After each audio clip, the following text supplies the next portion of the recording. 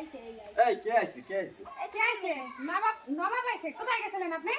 আমি গেছিলাম তো, বললাম না মিরাজের সাথে একটু, মিরাজ গাড়ি নিয়ে ঘুরতে গেছিল, ওর সাথে গেছিলাম।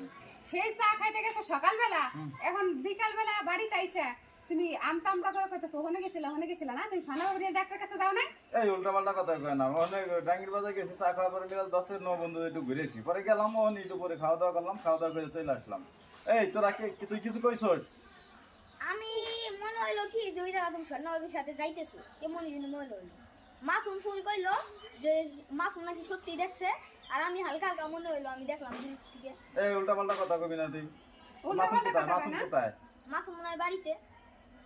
মাসুম রাইস কানবি, সামনাসামনি কবি, যদি না সামনাসামনি না মিথ্যা কথা কস তোরা, তাহলে তো তোকে খবর আছে। আর তুমি সবসময় পোলাবানের কথা হয় না, আমার এই উল্টা পাল্টা কথা কও কেন?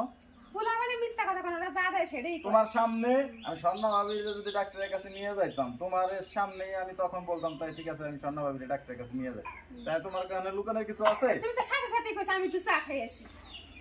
তাই আমি সাথে সাথে কইলাম চা খাইতে ইচ্ছে করতেছিল, তাই গেছি চা খাইতে। সে চা খাইতে সকালে গেছে, বিকালে বাড়ি আইছো না? আমার কথা সব সময় সন্দেহ করবা না, বেশি সন্দেহ করা ভালো না, বেশি সন্দেহ করলে সংসারে অশান্তি হয়, এই কথাটা মাথায় রাখবা, ঠিক আছে? অশান্তি তো লাগাই রাখছো তুমি। আমি অশান্তি লাগাই রাখছি? না, উল্টা পাল্টা কথা বলবা না কোনো সময়, আসলে সব সময় সত্যি কথা সন্দেহ না। করো।